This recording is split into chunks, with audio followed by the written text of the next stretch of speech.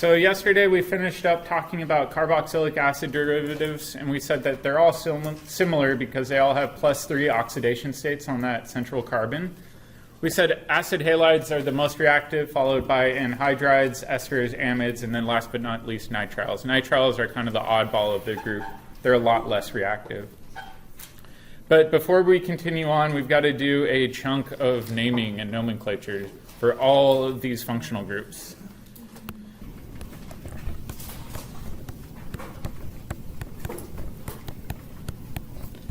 And let's start with acid halides first.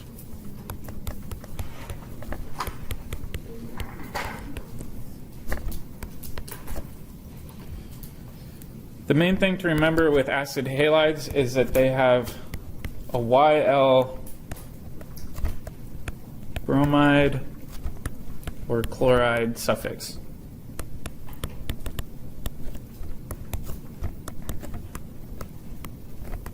And I'll show you guys what I mean by this. It's a lot easier when you compare it to a carboxylic acid. So let's do some examples. And I want you guys to first name the carboxylic acid, and then we'll try to name the carboxylic acid derivative. So what would this carboxylic acid be named? What was it? Hexanoic acid, right? We've got 2, 4, 6 carbons. It's a hexane, so it's just going to be hexanoic acid. If we look at the corresponding acid halide, where we just put on a chlorine, for example, instead of it being hexanoic acid, it's going to be hexanoyl chloride. So really all you do is you chop off the ick. So we take this ick and this acid, and we replace it with a YL and a chloride. So hexanoyl chloride. Pretty straightforward, right? Let's do another one.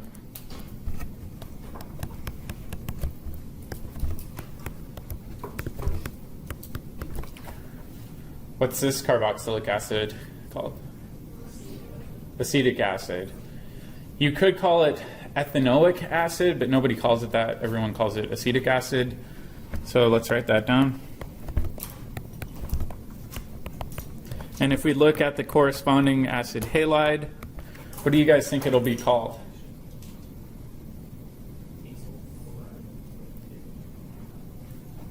We know we're going to chop off the, acetyl chloride. We're going to chop off the ick and the acid and add in the ill and the chloride.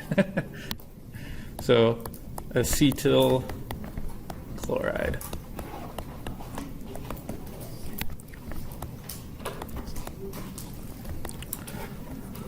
So pretty straightforward. Let's go on to anhydrides.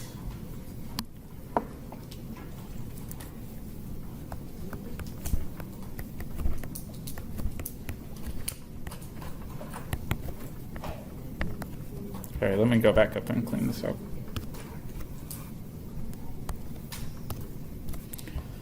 All right, with anhydrides, we have a different suffix. This one's pretty easy to remember.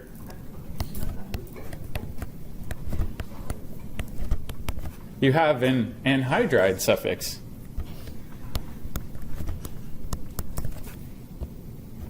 So let's take a look at some examples. And again, I always like to compare it to our parent acid. So in this case, we said this was acetic acid. And if we look at the anhydride version, usually they're symmetric anhydrides. This would just be called acetic anhydride instead of acetic acid.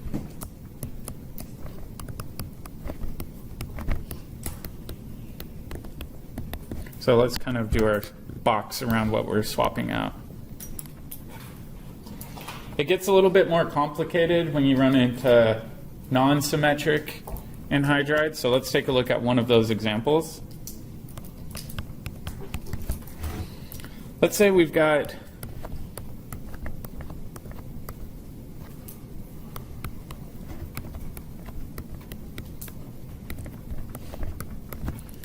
this compound. Let's break it apart into the two acids that make it up. We know one of the acids would be benzoic acid, right? What would the other acid be? Yeah, plus acetic acid.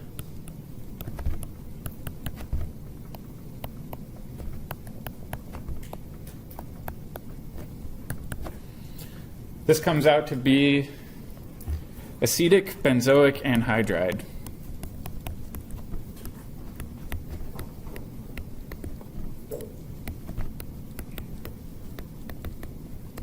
Typically, when you see these used as a reagent, though, they are going to be symmetric. So acetic anhydride is a really common reagent in organic chemistry.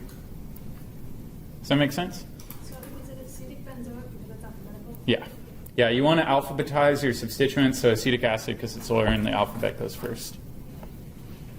All right. Let's go on to esters. That was our next most reactive subgroup.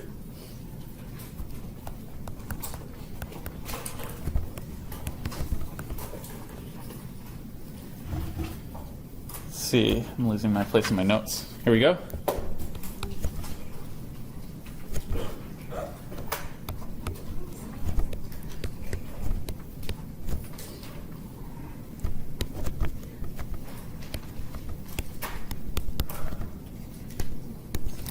So the naming scheme, the way I like to outline it is you talk about the new group that's coming off of your carboxylic acid end, and then you have blank 8. And so let's take a look at an example because it makes a lot more sense in the context of examples. So let's look at this example.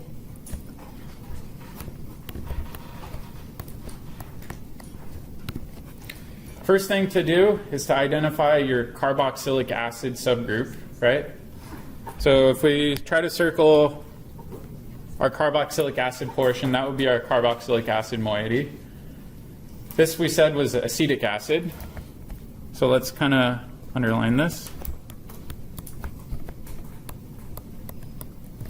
And then if we look at the new group that was added on, we've got this ethyl group that's appended on, where that hydrogen needs to be. So what we're going to do is we're going to merge these together, and we're going to call this ethyl acetate. Oop, I'm spelling it wrong.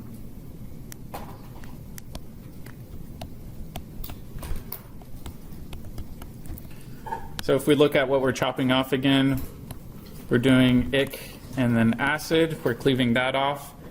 And then we're putting on an 8. So ethyl is our new group, and then it's acetate. All right, let's do another practice one.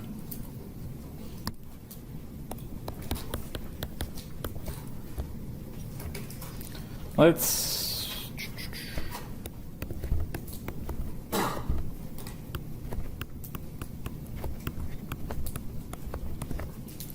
do this and try to figure out what the ester would be called.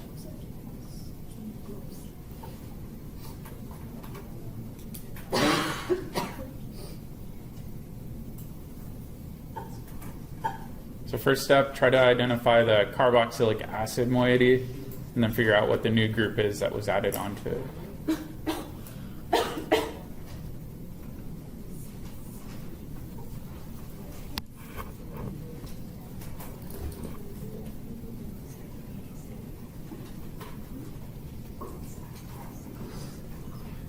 Does anybody think they've got a solid guess? Ramon has a solid guess? Greg?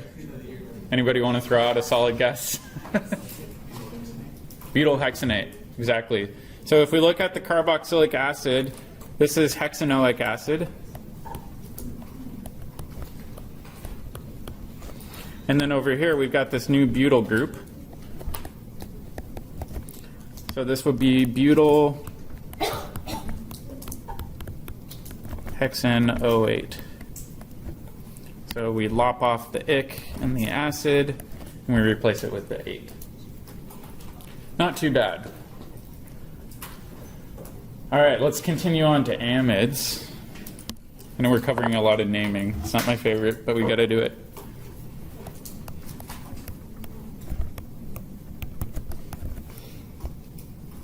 Amides have another suffix that's really easy to remember. It just has an amide suffix. It's kind of like anhydrides. So let's take a look at an example. We know this is the parent acid. This would be acetic acid. And then if we change this OH to an NH2, what do you think this would be called? Acetamide, yeah.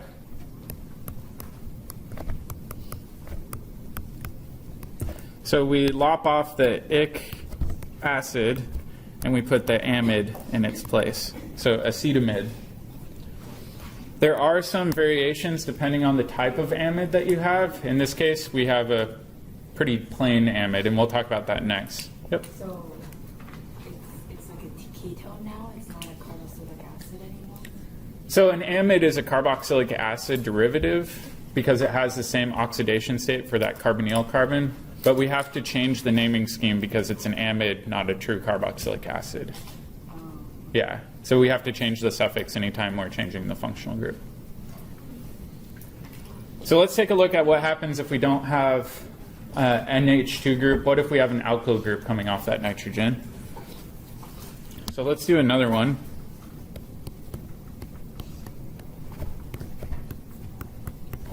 What's this acid called? Formic acid. We know we're going to lop off the ic and the acid. And if we compare this to an amide analog, I'm going to have an amide with a CH3 group here and a CH3 group here. So without worrying about the methyl groups, what do you think the base name is going to be? Formamide, yeah. It sounds weird to say. But we've got these two methyl groups coming off of the nitrogen, and we have to account for them. And the way we account for them is we say N dimethyl.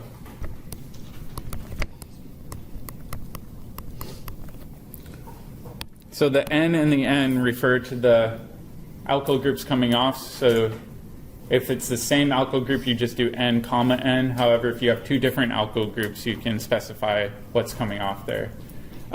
This is commonly known as DMF. It's one of our our very polar aprotic reaction solvents.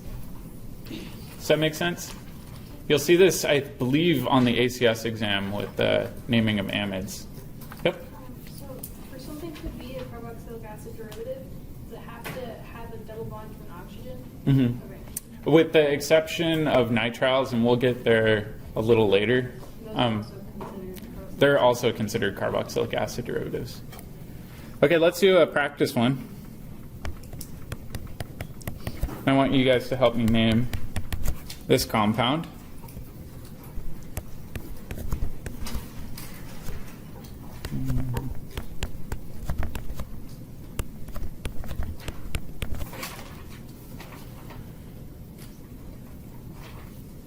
We have to identify our parent carboxylic acid and then name the substituents coming off of the amino group.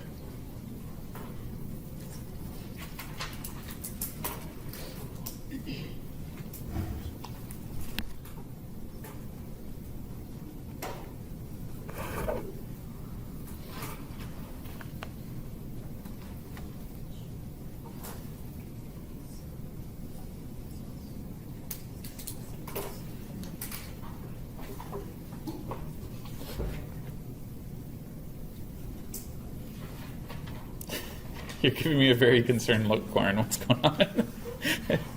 Just Okay.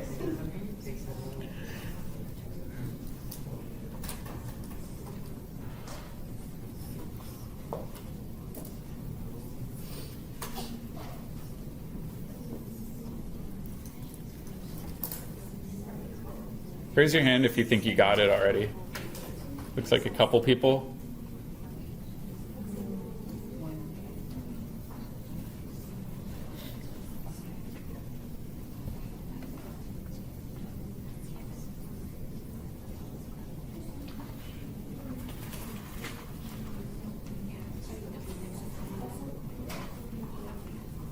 All right, let's break this apart. So if we look at the carboxylic acid portion, it was this guy. So let's name the carboxylic acid.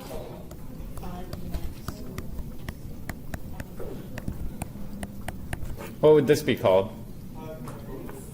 Yeah, so if we number it, we go 1, 2, 3, 4, 5, 6. So this would be 5-methyl hexanoate. Hexanoic acid, sorry. Okay, and then if we look at this portion, this would just be N-methyl, right? Because we've got a methyl group coming off of the nitrogen. We don't have to do an NN because we only have one alkyl group. So if we combine these both together, we know that this would be N-methyl dash 5-methyl hexanamide,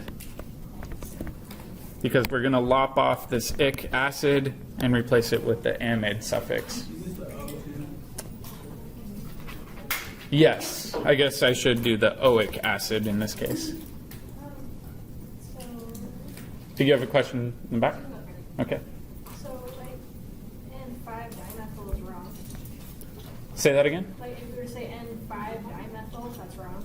Yeah, in this case, you want to try to separate it out. And so the N dash is exclusively referring to the substituents coming off the nitrogen, and we try to keep those separate from the substituents coming off the other side. That was a good question? That's a good question. All right, let's continue on. Yep. So in what order do they go in?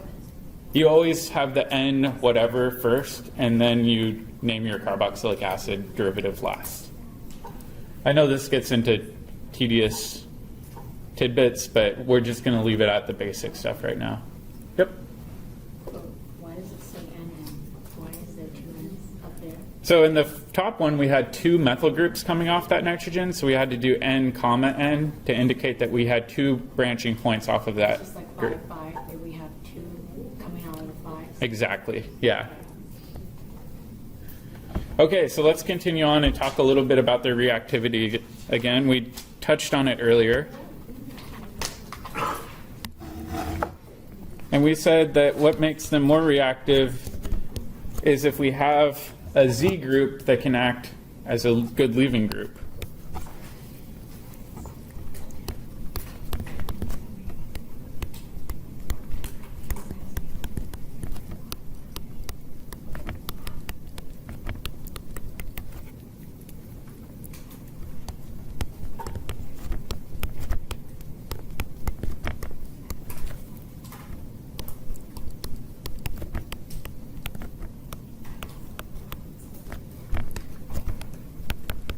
Determine if Z can form a stable anion.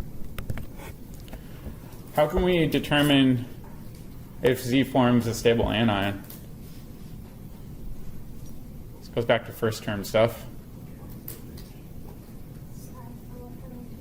Yeah, we could look at the atom, right? So its atomic size, its electronegativity. We can look at whether or not there's resonance. We can look at whether or not there's induction. Really, it comes back to the same principles as acid-base chemistry. So let's just make a really quick list, and I'll show you guys how this correlates to pKa.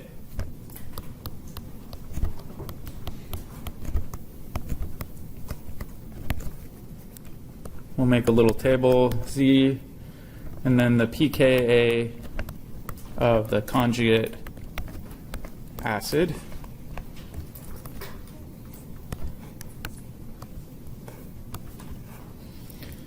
And we know that acid halides are the most reactive, so I'll list that first. If we think about what Z would be if it's an anion, it would be Cl minus. That means its conjugate acid would be HCl. And HCl has a pKa that is -8. So we know that chloride is very, very stable as a leaving group. If we look at anhydrides, we know that if we lost this whole group circled in green, we'd have an acetate leaving group.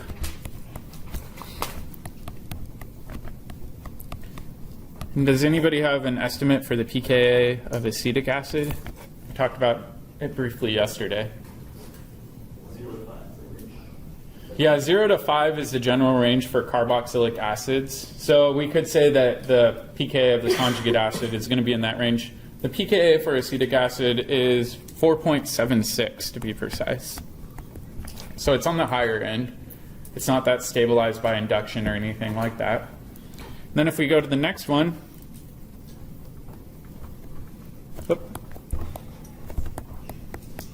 we can examine our esters. We can say, all right, if this alkoxide group pops off, we know the conjugate acid would be an alcohol. Does anybody have an estimate for the pKa of alcohols? Give you a hint, it's going to be pretty close to water, right? Water is an alcohol. It's going to be close to 15, right? pKa of water is right around 15. So if we look at this, the pKa is going to be approximately 15. It really depends on the alkoxide that you're popping off, though. So you can see we're going from -8 to a much larger number. So this is a very poor leaving group compared to chloride. And then last but not least, I said that amides are very poor leaving groups. Or not very reactive, because you can't have a good leaving group. Does anybody remember the pKa for ammonia? You're close. It's around 38. So this is an absolutely terrible leaving group. Which is good because it makes up the backbone of our amino acids, right? We don't want those to be hydrolyzed very easily. We want them to be hydrolyzed controllably. All right, so let's take a look at the reactivity with just really generic mechanistic schemes.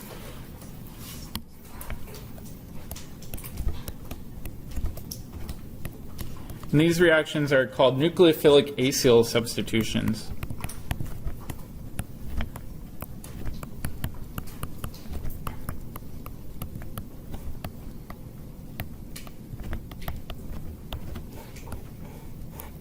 And we're going to do our basic mechanism first. So let's say we've got our generic carboxylic acid derivative. And we've also got a nucleophile. And I'm going to say that this nucleophile has a negative charge. This nucleophile can attack into this carbonyl, kick up electrons. I'm going to draw this as an equilibrium.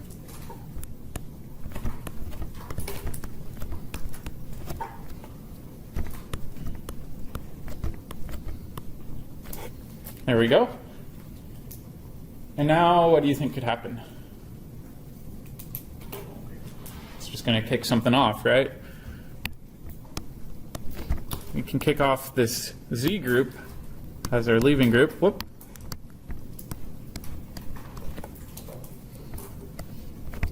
And when you do this, you reform your carbonyl with your new nucleophile, and you form Z. The main thing to remember is that if Z is stable, then the reaction favors the products.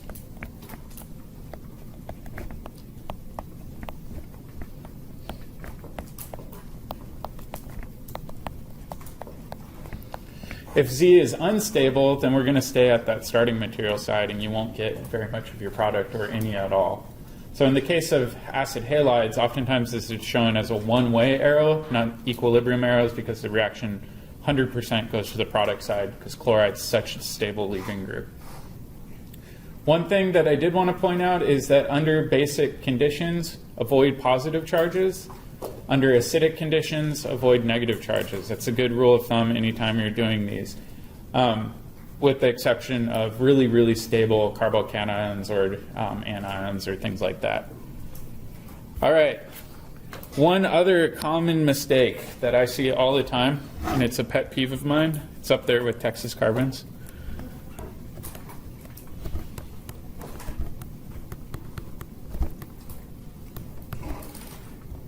A lot of students get really tempted to show this mechanism as a one-stepper, where they say, well, I've got this nucleophile. Can this nucleophile just come in and kick off this Z group and give us our product? And the answer is no. And you might get a frowning face, too, on your paper. The reality is all the experimental evidence shows that it goes through a tetrahedral intermediate. This mechanism doesn't show a tetrahedral intermediate. So make sure every time you do a nucleophilic acyl substitution, you show that tetrahedral intermediate. So we'll do, don't show this. This is bad news.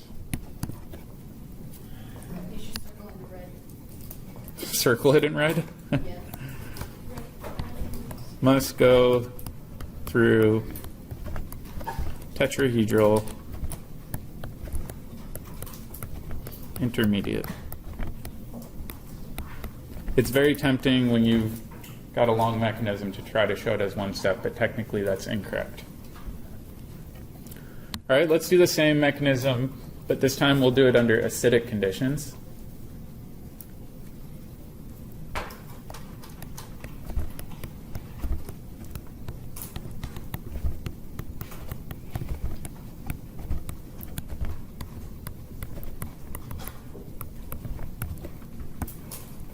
And you guys are already kind of used to this mechanism.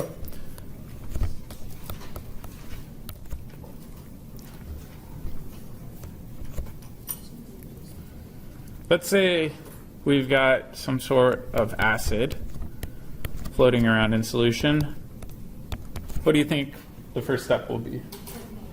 Yeah, protonate the carbonyl. We've seen this in our pods and in the last chapter. This is under equilibrium conditions. Because it's under acidic conditions, it's okay to have a positive charge now. We don't want negative charges. And then we've got A minus floating around. And then in this next step, let's say we've got some sort of nucleophile. Under acidic conditions, you're probably not going to have a negatively charged nucleophile. It's just going to be a nucleophile with a proton on it. But this nucleophile can add into this carbonyl group, kick up electrons onto that oxygen,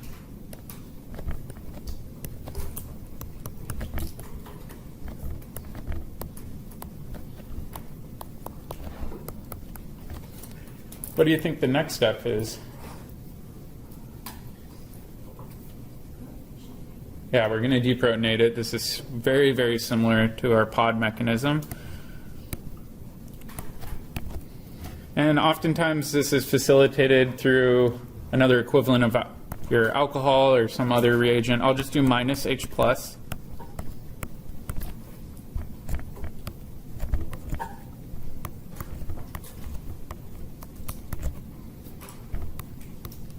We've got our tetrahedral intermediate, which we know is important. And then in the next step, what do you think we need to do? We can protonate the Z if we want. It really depends on the situation. So I'll write this step is kind of optional. It depends on how good of a leaving group Z is.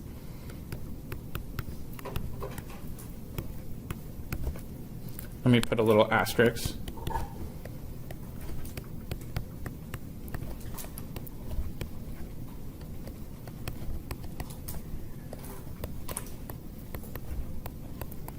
All right, optional if Z is a great leaving group.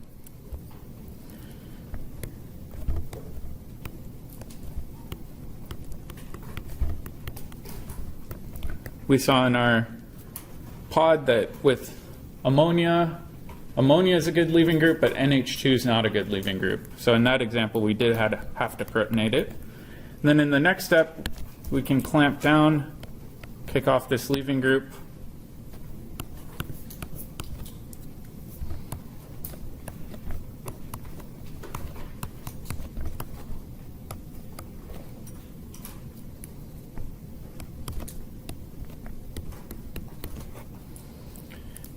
This oxygen's positive.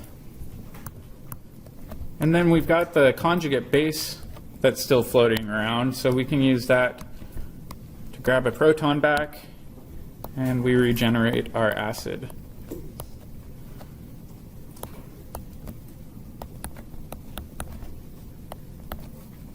So let's make a note that our acid is regenerated.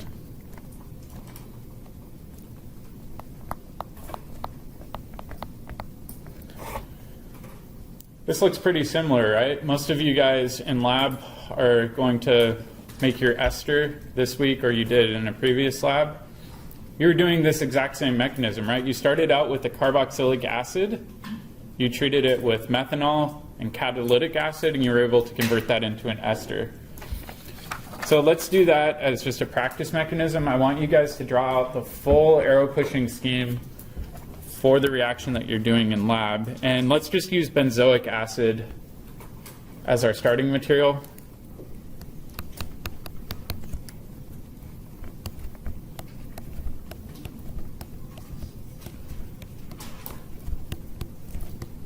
And if you remember in lab, we used methanol. And we had H2SO4 as our catalytic acid, and we formed our final product. What would this final product be called, too? Methyl benzoate, right? Because it's benzoic acid with a methyl group on it, so this would be methyl benzoate, but let's do the full mechanism.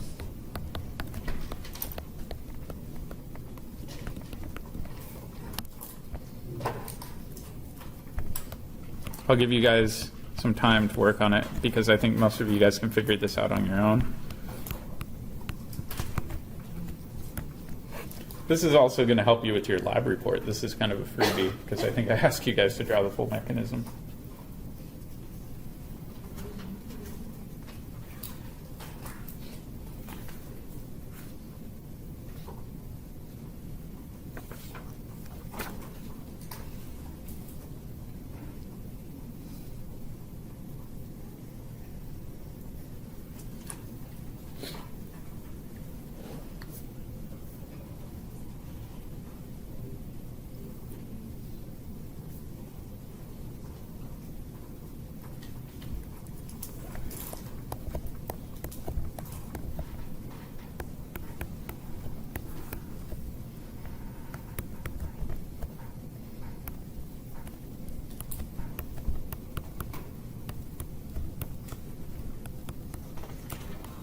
Actually, let me clean this up.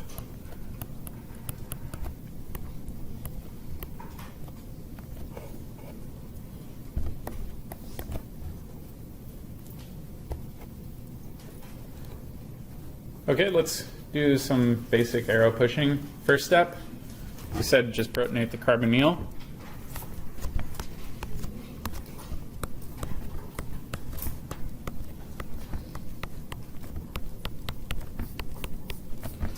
That was why we had to use such a strong acid. So quite often you'll see this done with phosphoric acid or sulfuric acid. Sometimes tosylic acid will work too. And then in the next step, we've got methanol around. We used a lot of methanol. If you guys filled out your reaction table, you probably saw we used a huge excess. Does anybody know why?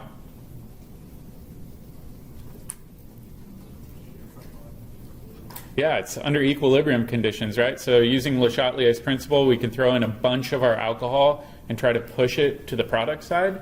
So we use a huge excess of methanol. This will attack in.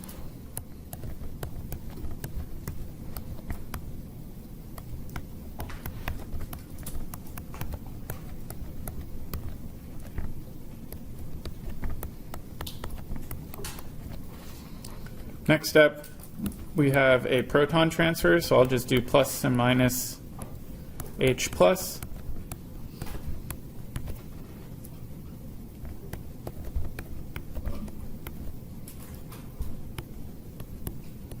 Oops.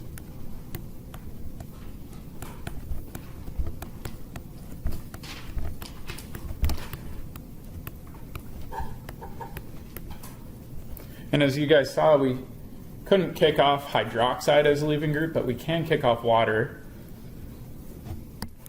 So the electrons in this case can clamp down, kick off this water.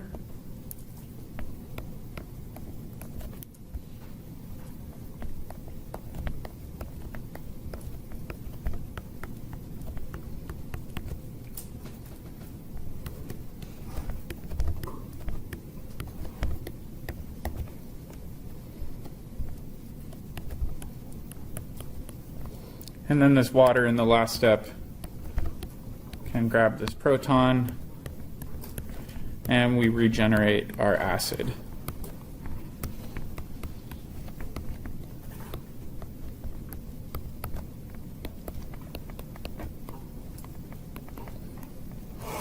This is a very special named reaction. This is called a Fischer Esterification.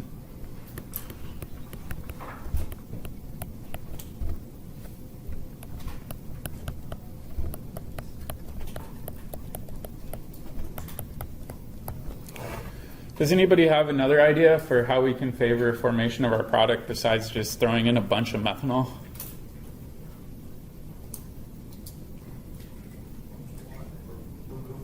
Remove water? That's exactly what you do. So there's a special piece of glassware called a Dean-Stark trap. I think I actually have a picture. Let me see if I can find it. Here it is. It's in the wrong section. I apologize. I'll move it. And the Dean-Stark trap looks a lot like this. So what you do during the reaction is you'll actually heat up your reaction mixture, and your water typically is more volatile than your product, assuming you're making a large product. And so the ester has a much higher boiling point than the water. The water will travel up this condenser, go up over here, and then condense down into this portion. And the next thing with the Dean-Stark trap is you can measure exactly how much water is in the right-hand side over there, and you can determine whether or not the reaction is complete, and then when you're done, dispense it out. So you can use this to drive the formation of your product. It's a really clever mechanism, or a clever glassware setup, I should say. We're going to actually do one of these reactions later on in the term. That's the acetate esters lab, where you guys are going to make some esters that smell like bananas and things like that. It's kind of a fun lab.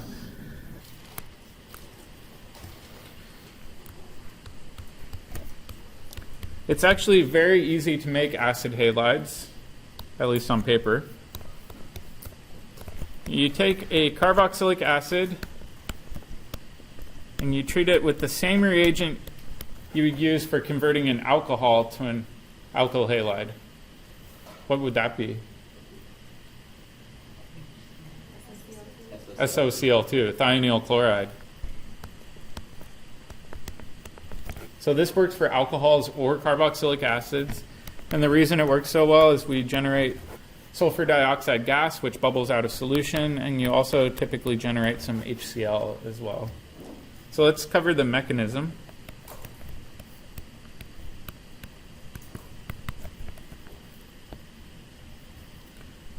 The mechanism is a little bit weird looking.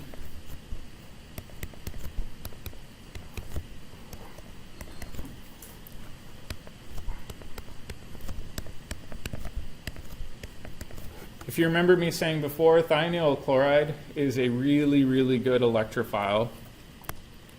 In this case, most mechanisms will show this oxygen lone pair attacking the sulfur and kicking up electrons to the oxygen.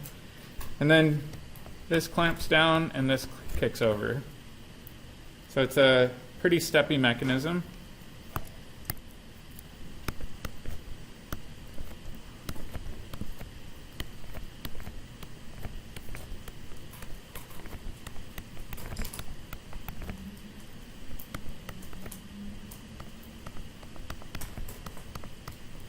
And now we've got this Witter ionic intermediate.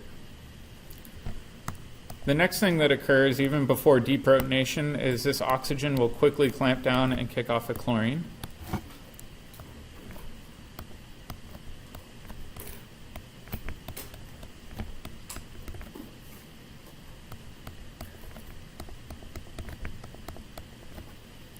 And now you've got this chloride floating around, which is normally considered a pretty crummy nucleophile because it's a good leaving group. But in this case, it's good enough to attack into this carbonyl, kick up electrons to that oxygen.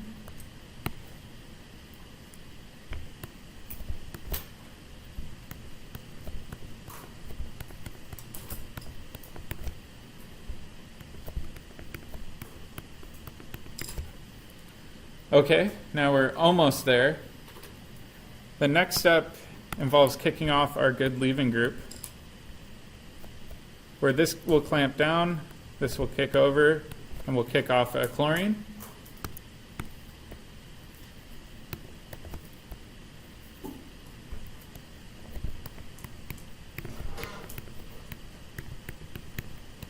Now we've got our protonated acid halide plus SO2 plus Cl minus that got kicked off. This SO2, like we said, is a gas. It will bubble out of solution. And then last but not least, this chlorine will grab its proton back.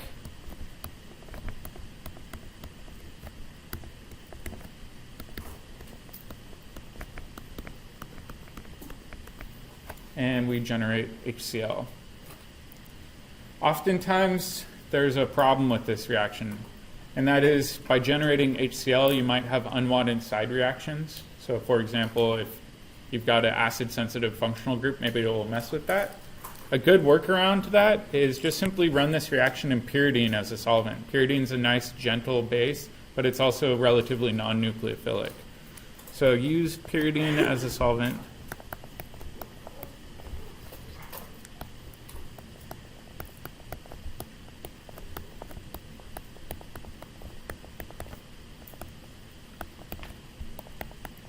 If you need to soak up acid.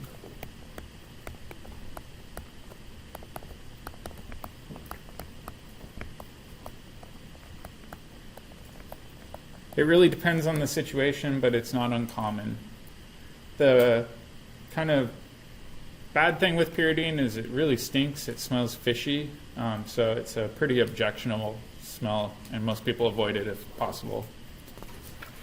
All right, the good thing with these acid halides is they're incredibly versatile. You can use them to interconvert between a carboxylic acid to any other carboxylic acid derivative. And let's do the reverse reaction really quick. And then we'll call it a day.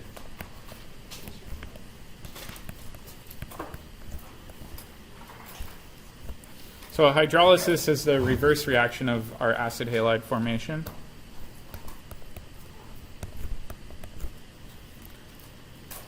And in this case, we're just going to use water. I guess all hydrolysis reactions use water, by definition. I'm going to have this attack in, kick up electrons onto the oxygen.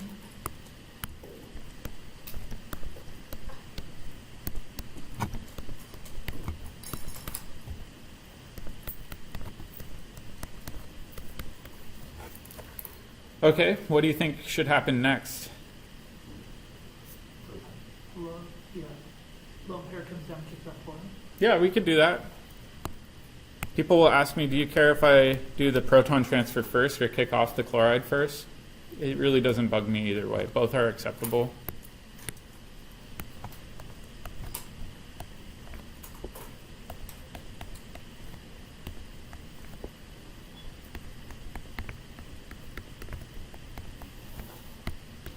And then last but not least, we'll deprotonate. And you'll be left with your carboxylic acid. So you can do the forward reaction, the backwards reaction. You can even react these with alcohols. What happens if we were to treat this with something like methanol? What do you think we would get out? The ester. What happens if we treat it with ammonia? What would we get? An amide. Yeah, so this is the most versatile building block we have access to. I always tell students, if you get stuck on a synthesis problem this chapter, make an acid halide. At least you can work your way out of that easily. All right, I think we're going to stop there today. Make sure that you guys are ready for that post-lab. It takes a considerable amount of time, so start getting in the planning stages early so you don't have to rush at the last minute to finish it.